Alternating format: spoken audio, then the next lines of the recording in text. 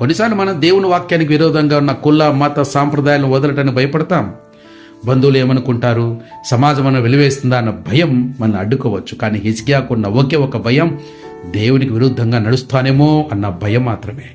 హిజ్కియా మొదట తన రాజ్యాన్ని బాగు చేయలేదు, తన పరిపాలన సంస్కరించలేదు. అతను ఆత్మీయంగా దేశాన్ని శుద్ధి చేశాడు. గతంలో చేసిన తప్పులకు పశ్చాత్తాపపడి దేవుని నిబంధనను మరలా స్థాపించాడు. మన జీవితాలకు అతి ముఖ్యమైన పాఠం ఇదే. స్నేహితులారా, మీ కుటుంబంలో తరతరాల నుండి వస్తున్న ఏదైనా అలవాటు లేదా ఆచారం దేవుని వాక్యాన్ని విరుద్ధంగా ఉందా? మీ గత జీవితంలో మీరు చేసిన పొరపాట్లు ఇప్పటికీ మిమ్మల్ని వెంటాడుతున్నాయా? హిజ్కియా వలె ధైర్యం తెచ్చుకోండి.